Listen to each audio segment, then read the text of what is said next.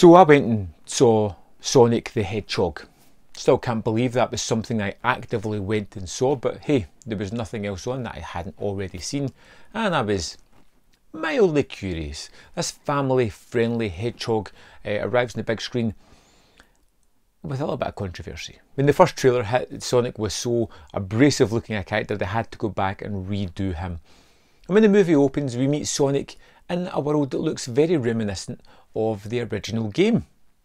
And we discover that Sonic has a power. This ability to make him go fast and charge electricity makes him very wanted by lots of different people. And his mentor gives him these gold rings that allows him to move into a different world. And he ends up in Earth, where he's made a little home for himself, and he likes this little town that he lives in. He watches a lot of the people that are just living within this town. Quite often he goes and checks out on the local sheriff, played by James Marsden, who he thinks has the perfect life and wife, and just enjoys spending time with them without them actually knowing that he's spending time with them.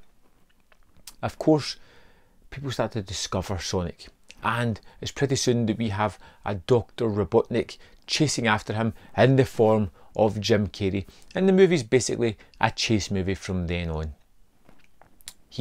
Robotnik is chasing after Sonic. Sonic and James Marsden are on the run, trying to flee, trying to get Sonic to a point where he can escape this world and go elsewhere. But along the way, they're going to form a bond. They're going to become buddies. They're going to be friendly and complete each other's lives on that journey. Blah, blah, blah, the usual kind of trite stuff that you find in family-friendly fare. Now, there's nothing in the form of surprises and amongst the Sonic storyline. It's just kind of perfunctory what you think is going to be there. It's quite funny, it looks very good, the special effects are pretty excellent, and I enjoyed Sonic as a character. As for that, the movie's just, typical of those kind of things. But, and there is one fairly large but in this case, and that is Jim Carrey, who is just off the reservation hilarious. He is great.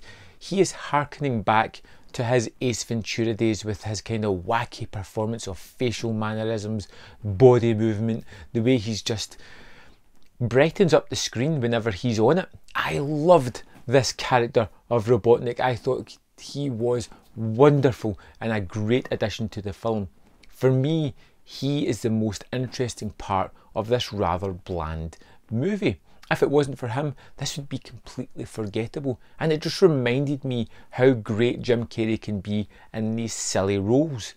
Is there any chance we can get an Ace Ventura 3? I mean, next year it'll be 30 years since that came out. I'd love to see another instalment of that. And it was his one-liners, the way he acted. There's a moment where he has a dance sequence in his truck, which is just wonderful, hilarious, vibrant, and just great. I'm not going to say that Sonic is the movie that you should rush and check out. If you have a family, there's something for everybody there. If you're at home and you want to check it out, Jim Carrey's performance makes this worth checking out. It's just so much fun, ludicrous, over the top, silly, and just delightfully perfect. Can't believe I'm saying that about a Sonic movie. Yeah, like I said, it has ups, it has downs. The ups are great, the downs are typical downs that you have in these kind of family-friendly fare.